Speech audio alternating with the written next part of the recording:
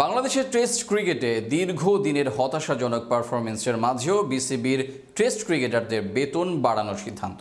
Batting bowling ব্যর্থতা, দলীয় সমন্বয়ের অভাব এবং টেস্ট সংস্কৃতির দুর্বলতার সমাধান না করে শুধুমাত্র আর্থিক সুবিধা বৃদ্ধি কতটা কার্যকর হবে তা নিয়ে উঠেছে বিতর্ক। বিশেষজ্ঞরা মনে করছেন বেতন বাড়ানো নয়, বরং মানসিক দৃঢ়তা, টেকনিক্যাল উন্নয়ন ও প্রতিযোগিতামূলক পরিবেশ তৈরি করাই হতে পারত সঠিক পদক্ষেপ। এসব নিয়ে বিস্তারিত থাকছে প্রতিবেদনে। বিগত কয়েক বছর ধরে টেস্ট ক্রিকেটে বাংলাদেশ দলের পারফরমেন্স হতাশাজনক, যেখানে ব্যাটিং ব্যর্থতা, বোলিং দুর্বলতা ও দলীয় সমন্বয়ের অভাব প্রকট। অথচ এই পরিস্থিতির উন্নয়নে কার্যকর পদক্ষেপ নেওয়ার পরিবর্তে বিসিবি টেস্ট ক্রিকেটারদের বেতন বৃদ্ধির সিদ্ধান্ত নিয়েছে, যা পারফরমেন্সের ভিত্তিতে নয় বরং এক ধরনের অস্বাভাবিক উদারতা হিসেবে দেখা হচ্ছে।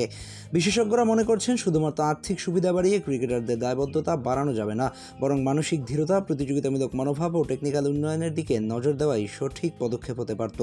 কিন্তু তা না করে শুধুমাত্র বেতন বাড়াতেই মনোযোগী কেন ক্রিকেট বোর্ড? বাংলাদেশ এত বছর যাবৎ টেস্ট ক্রিকেট খেললেও টেস্টে একটি আনকোরা দল হিসেবেই পরিচিত। এখন পর্যন্ত ধারাবাহিকভাবে থিতু হতে পারেনি, অথচ এক যুগের বেশি সময় ধরে খেলছেন টেস্ট। ব্যাটিং বোলিং ব্যর্থতার প্রমাণ মিলেছে বহুবার। এই দায় শুধুমাত্র ক্রিকেটারদের। ইন্ডিয়া, ইংল্যান্ড, অস্ট্রেলিয়া এদের ঘরের মাঠে টেস্ট ক্রিকেট আয়োজন করলে স্টেডিয়ামে দর্শকদের মিলন মেলা বসে, অথচ বাংলাদেশের প্রেক্ষাপট সম্পূর্ণই আলাদা। ঘরের মাঠে টেস্ট ক্রিকেটের আয়োজন করলে দর্শক খুঁজে পাওয়া দুষ্কর। আসলে ওইভাবে টেস্ট সংস্কৃতিটাই গড়ে ওঠেনি এখন পর্যন্ত। এদেশের মানুষ টেস্ট ক্রিকেট দেখতে একদমই পছন্দ করে না, অথচ ক্রিকেটের সবচেয়ে গৌরবময় ফরম্যাট বলা হয় টেস্ট ক্রিকেটকে।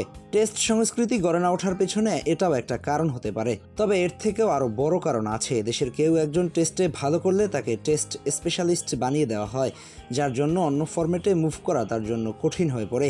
এর জন্য নিজেকে একজন টেস্ট ক্রিকেটার হিসেবে তৈরি করতে অনেকের মধ্যেই অনীহা তৈরি হয়, যা বাংলাদেশের টেস্ট ক্রিকেটকে দারুণভাবে প্রভাবিত করে। অপরদিকে বোর্ডের উচিত শুধুমাত্র বেতন বাড়ানো নয়, বরং টেস্ট ক্রিকেটের সফলতার জন্য ভালো সুযোগ সুবিধা নিশ্চিত করা।